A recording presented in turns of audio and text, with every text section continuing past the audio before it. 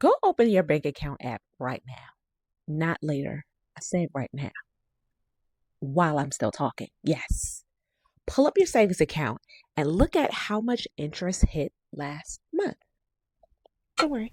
I'll wait. Yeah, that's what I thought. If the number you just saw is under $1 and you've got real money sitting in there, stay exactly where you are because we need to talk. Cash rules everything around me. Queen, get the money. Here we go. Dollar bill, yo. Here's what's actually happening. You work, you save, you do the responsible thing, and you set money aside instead of blowing it, and your bank hands you back pennies. Literal pennies. And they don't even make them no more.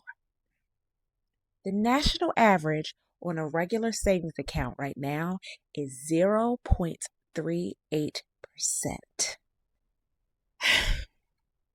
0.38%.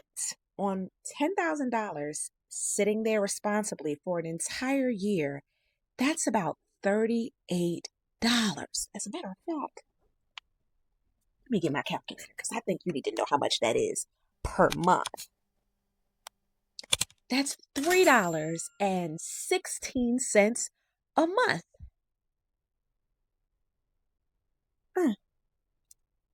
You got $10,000 sitting in the bank, and they gave you $3.16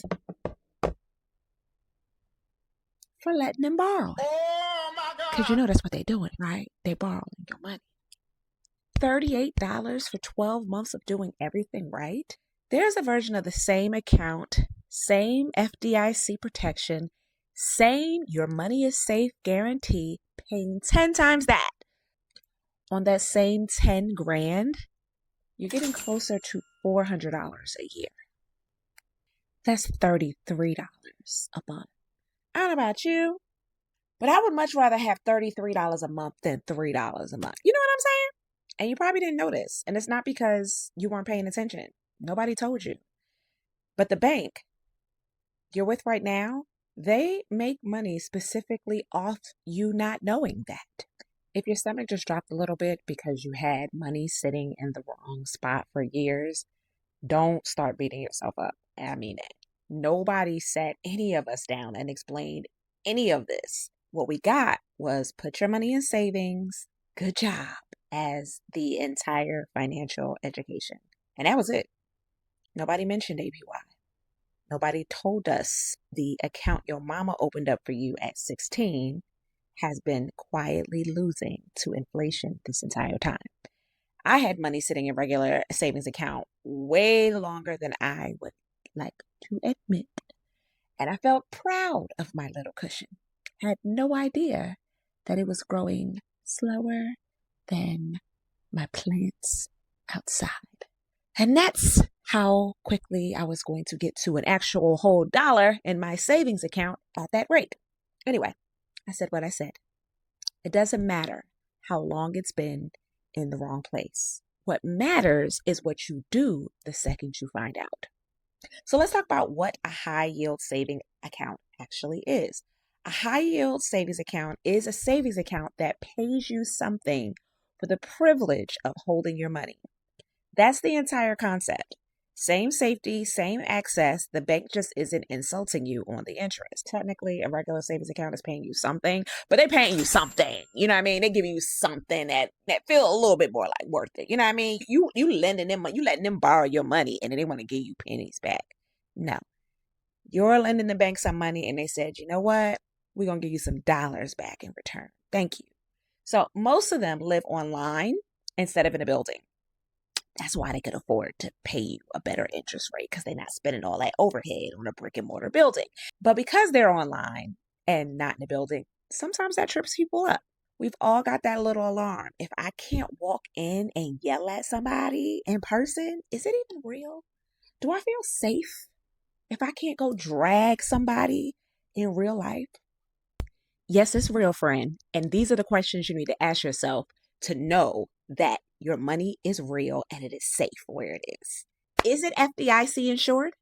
If yes, then you've got the same $250,000 government-backed protection as Chase, Wells Fargo, Bank of America, as whatever bank your parents trusted. The insurance doesn't change. The interest rate does. A bank paying you more isn't taking on more risk with your money. It's just not spending it on marble countertops, 50 branches that you'll never walk into, lower overhead, higher payout for you. Now, one thing, these rates move. The bank can adjust it whenever they feel like it. So it isn't a set it and forget it situation. Okay? You're just checking occasionally instead of never. But truthfully, your regular bank accounts, savings accounts, don't stay the same either. So if your high yield account interest rate is going down, odds are so is your regular schmegular bank account, which is sad because it's already practically nothing. Anyway, what should you actually be looking for when you're trying to find a good bank? Before I hand you 5 real banks, here's what you should actually look for, because I'd rather you pick what's right for your own brain than copy mine. So first, is it FDIC insured? We covered that already. This is not negotiable. We got to make sure they got FDIC coverage, okay? Then, no fees, no minimum balances. If an account needs you to keep a certain amount in there to avoid a charge or just earn you a good rate, that's not actually the deal it looks like. It's not a deal breaker, but we're not going to put that at the top of the list, friend. Okay? Now, here's another one that most people never really think to ask. What's the withdrawal limit? Now, I know you're sitting here thinking like, friend, I ain't never had a savings account that let you take out more than 6 transactions a month. And you would have been right prior to 2020. For years, the federal law capped savings withdrawals at 6 a month. That wasn't random. It kept savings accounts acting like savings accounts instead of spending accounts. And it helped banks actually predict what they had on hand. Okay, let me say this again. It kept your savings account acting like a savings account, because if you could withdraw as much as you could from your savings account, baby, will you be saving? So they capped it to force you to save, essentially. But what that did for the bank also is it helped them anticipate your average bank balance, because your average bank balance is what the banks use to figure out how much of your money that they can invest and make more money off of. Okay, remember, the bank is giving you interest because you are lending them your money when you put it in a bank, and they are investing it and making buku dollars and either giving you pennies or they're giving you a little bit of shmoney, depending on if you want a regular savings account or a high yield savings account. But I know after this video, you're going to be a high yield savings. Say yes? Yes. Okay. Now, the federal rule got lifted back in 2020. So some banks dropped their limit completely, and some kept their own version anyway. Just, I think, out of habit. So some banks still have a 6 withdrawal limit. Other banks will let you withdraw 9 times out of a month, 10 times out of a month, and some will let you withdraw as many times as you want. So the withdrawal limit varies a lot more than most people assume. And a couple of the accounts that I'm going to show you will tell you flat out in writing, this is for savings. Don't even try to spend from it. We're going to do a whole separate video on what dropping that limit actually opens up for you. But for today, just know your bank's rule before you commit to anything. Next question you want to ask yourself is, can you split your money into actual labeled goals inside of the account? Now, this one matters the most to me personally. I teach something called pop-up savings. Other people might call them sinking funds. This is money for stuff that's not a bill, but also isn't a total surprise. Car maintenance, holiday gifts, the dentist appointment that you've been avoiding. Yeah, you know who you are. Things that pop up, okay? Now, some banks call these buckets. Some banks call them vaults. I don't care what marketing named it. I care that it exists. Next question. How fast can you actually move your money? Now, some of these are not instantly linked to your checking. So transfers take 1 to 3 business days. Fine in most situations, not fine if your nervous system needs same-day access during an actual emergency. So know that now, not in the emergency. And the last question is, does this financial institution have savings by itself or savings and checking together at the same bank?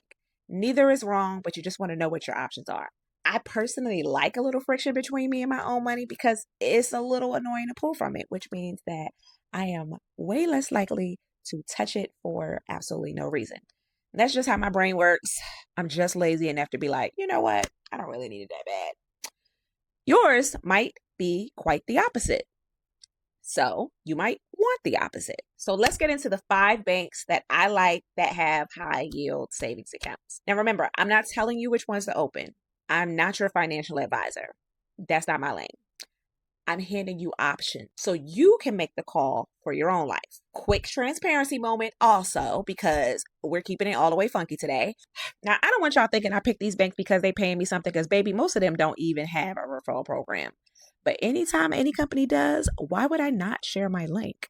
You know how companies offer a $25 to $100 incentive if you do your annual physical? Like they like, go do your physical and we'll give you some extra money. And you go do your physical because you was going to do that anyway. Like you get a pap smear every year faithfully, but then you don't never turn in the paperwork to get your benefit from your health insurance company. And so you just leave that money on the table. That's what it'd be like if the bank was offering me a link and then I just didn't put it here for a bank that I was going to tell you about regardless. Like I was going to tell you about the bank no matter what. If they ain't got a referral program, I don't care. I like the bank, I'm going to tell you about the bank. But if I was going to tell you about the bank and they got the link, why wouldn't I share the link? You know what I'm saying? Anyway, you ain't got to bank with none of these people. But if you do, it'll feel like a good thank you for doing most of the research for me and saving me some time, friend, if you signed up using my link instead of going straight to their sites. But if you go straight to the sites, it's okay. I promise you. I don't feel no kind of way.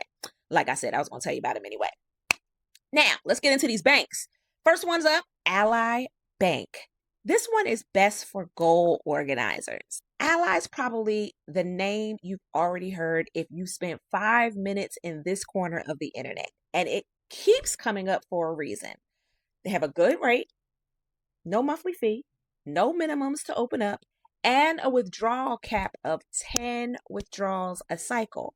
That is 4 more than the standard minimum of 6, friend. It is higher than most on the list, but 10 is still a real number, so don't go past that number, okay?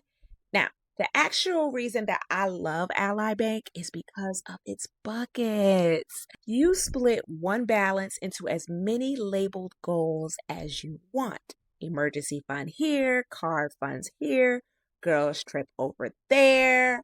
And you can put cute little pictures, icons to reflect those buckets so it's visually interesting. And you can automate the percentages that you want every deposit to automatically break into these little buckets. It's so cool. Anyway, it's one account organized like it's 12 accounts. Now, they've also got something called surprise savings, and that watches your spending and it quietly moves safe little amounts over for you. Savings that happen without you having to remember to do it. If your brain needs to see the plan, to trust the plan, Ally's the one built for you. Next up is Amex High Yield Savings. This one is best for keeping it simple. American Express has a savings account, which surprises people every single time I say it because, of course, we think it's just a credit card, right? They have good rates, no fees, no minimums, and they're capped at 9 withdrawal cycles. So just a little bit less than Ally. What actually sets Amex High Yield Savings apart is the customer service. They've got 24/7, and it's an actual human being, not a bot pretending to care. I don't know. I think it was the pandemic, friend.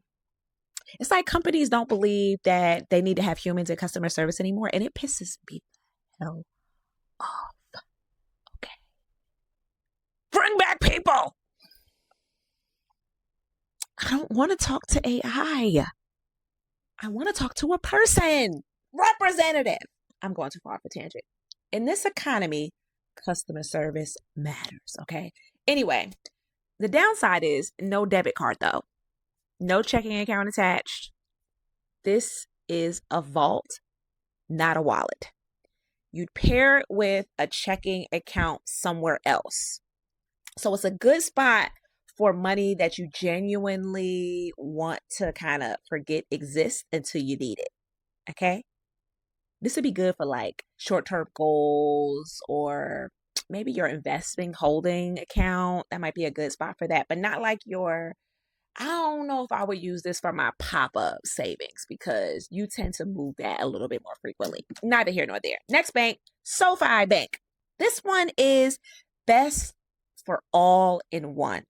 Now, I like SoFi Bank a lot. I can't decide between Ally and SoFi which one I like the most, but I like SoFi a lot, okay?